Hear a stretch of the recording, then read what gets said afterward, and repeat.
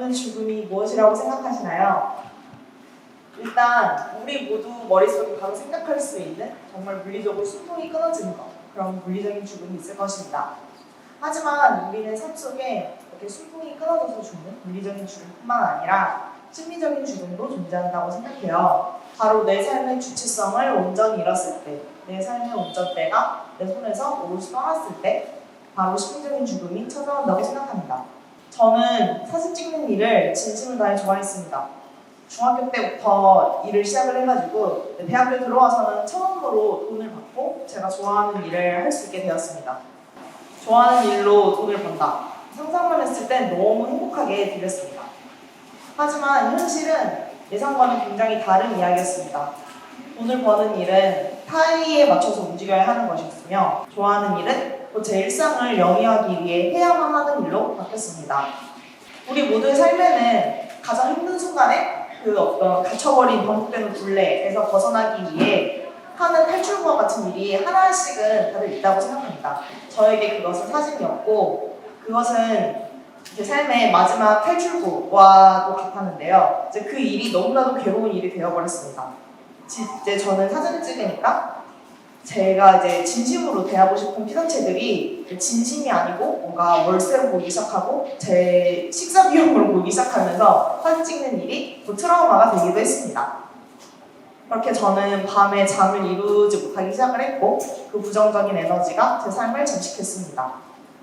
그때 저는 심리적인 죽음이란 것을 처음 느꼈습니다. 제 삶의 운전대가 제 손에서 다 떠났다고 생각했습니다. 그렇게 한참을 누워서 다시 산다는 기분을 되찾고 싶었습니다. 그렇게 고민하는 찰나에 이 심리적인 죽음을 직면을 하고 이 에너지를 제가 이제 가장 잘 사용할 수 있는 사진이라는 언어를 통해서 표현을 하고자 했습니다. 그렇게 영상사진 프로젝트를 계획하기 시작했습니다.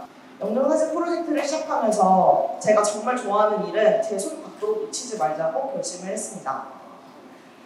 장례식장에 가면은 나이가 많아져서 자연스럽게 돌아가신 분들도 굉장히 많지만 그렇지 못한 갑작스러운 죽음을 맞이하신 분들도 꽤 많습니다. 보통 장례식장에서 예기치 못한 죽음을 맞이하신 분들의 영상사진은 가족이나 아니면 굉장히 친한 친구가 골라주곤 하는데요.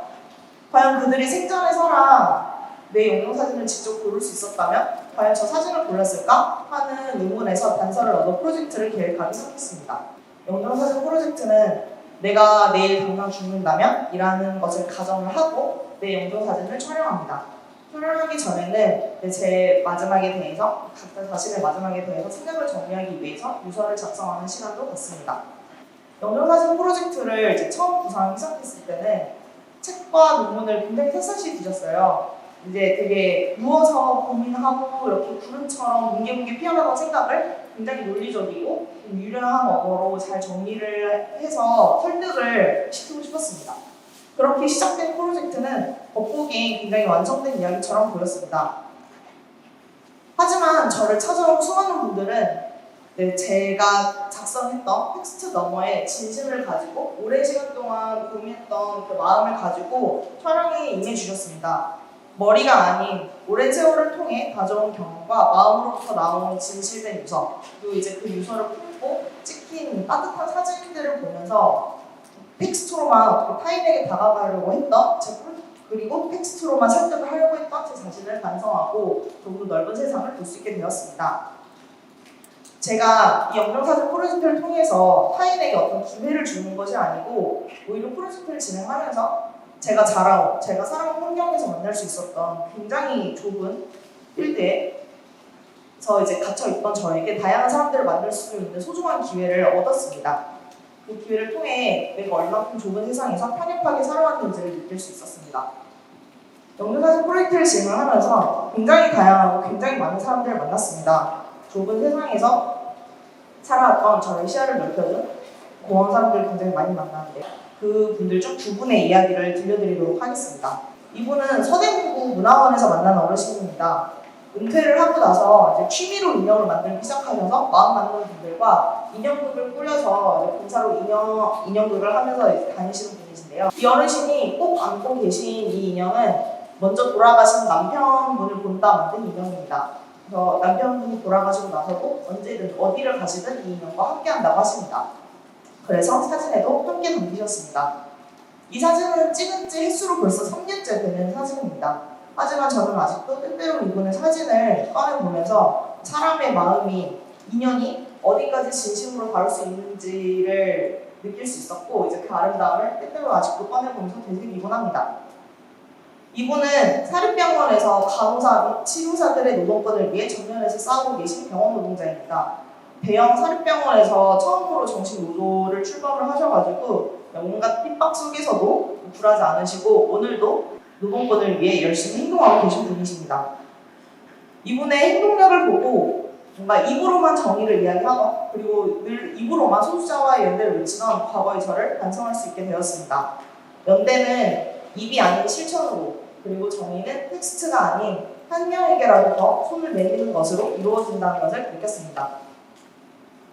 말로는 내일 죽을 것처럼 생각하고 행동하라고 했지만, 정작 그 프로젝트를 진행하면서 저는 후회할 만한 말과 행동을 있었고, 잠들기 전에 하루를 돌아보면서 하루를 후회로 도배하는 나날을 이어가면서 제가 진행하는 프로젝트와 제 자신과의 괴리를 심하게 느끼기 시작했습니다. 내일 무슨 일이 일어날지도 모르면서 오늘 굉장히 비참히 희생해가면서까지 더 나은 내일이 올 거라고 굉장히 막연하게 기대를 하는 삶을 살아가고 있었고, 이 모든 것들은 제가 이제 프로젝트의 정면에 내섰던 그런 말들과 정면으로 부딪히는 삶이었습니다. 제 자신이 앞뒤가 다른 거를 굉장히 싫어합니다. 제 자신이 모순을 굉장히 견딜 수 없어 하는데요. 그래서 제 자신이 후회할 만한 어제를 만드는 것들에 무엇이 있을까 생각했습니다.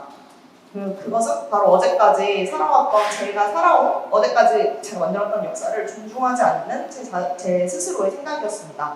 제가 밟아온 역사, 오늘의 저를 만들어준 모든 발자국을 이제 오롯이 존중해줄 줄 알아야 오늘 비로소 후회하지 않고 보낼 수 있다는 것을 깨달았습니다. 우리네 삶에는 별로 그렇게 다양한 아젠다가 존재하지 않습니다. 대부분 큰 어떤 하나의 목표만을 설정을 하고 이제 그 목표를 위해서 달려가는데요. 심지어 사회는 우리에게 어떤 목표를 설정해라 하고 이제 모범 답안까지 제시를 해줍니다. 그래서 몇 살에는 어디까지 가 있을 것, 몇 살에는 이만큼은 이뤄놓을 것을 이제 오히려 사회가 정해주기도 합니다. 하나만의 목표를 향해서 맹목적으로 달려가는 오늘, 행여나 그 목표에 달하지 못했을 때 이제 어제까지의 그 목표를 향해 달려갔던 내 자신을 모두 비난해 버렸는데요. 이제 그 모습을 제가 고쳐야 했었습니다.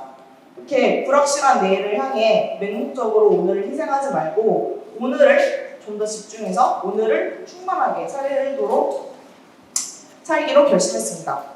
불확실한 내일을 위해서 오늘을 포기하지 말자.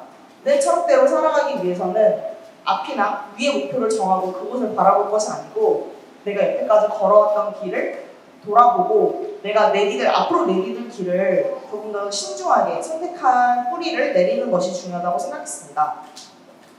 불확실한 내일에 응답하는 가장 좋은 방법은 보이지 않는 내일의 무언가를 맹목적으로 좇는 것이 아니고 오늘까지의 삶을 헛되이 날리지 않고 확실한 의미로 남길 수 있어야 함을 느꼈습니다.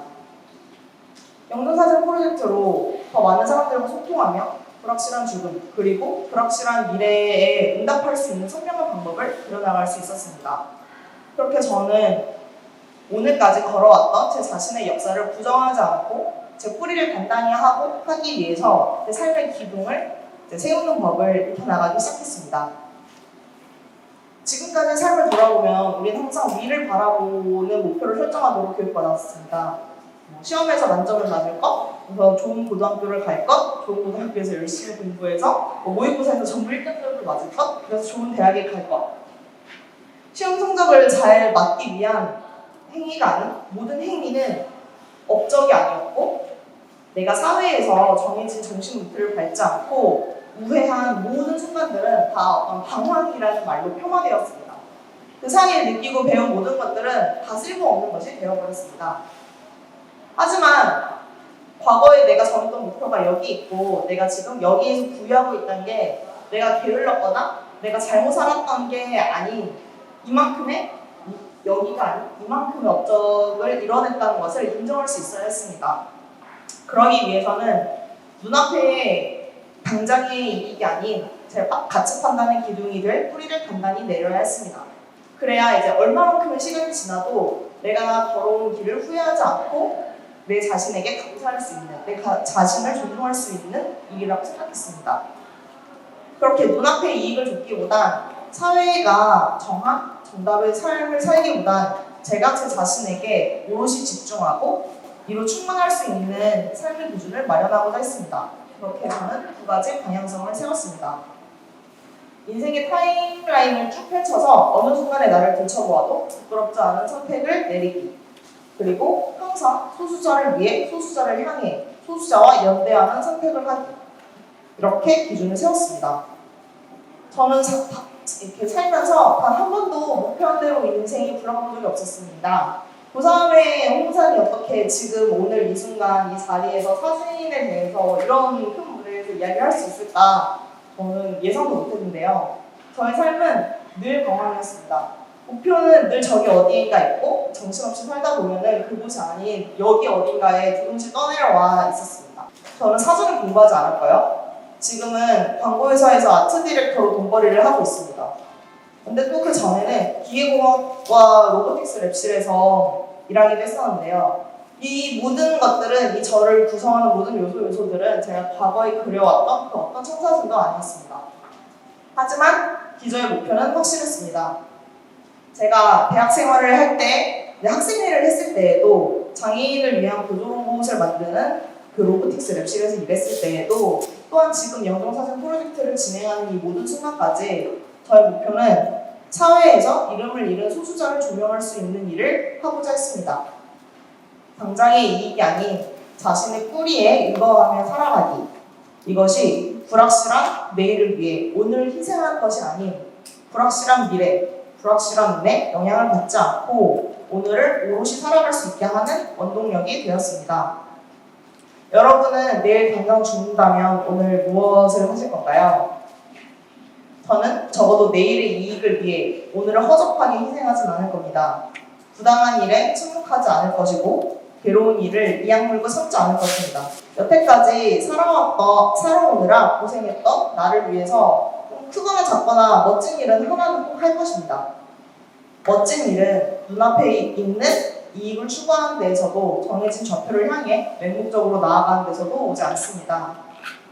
불확실한 내일에 불확실한 눈에 불확실한 무언가에 응답할 수 있도록 준비하기 위해서는 자신이 살아가고 있는 현재를, 오늘을 확실하게, 충만하게 보낼 수 있어야 합니다. 불확실한 것들에 흔들리지 않고 자신의 삶을 굳건히 지지해 나갈 뿌리를 단단히 내릴 수 있는 항상, 그리고 이 자리에 있는 여러분이 되길 바라며 이만 저의 이야기를 마치도록 하겠습니다. 감사합니다.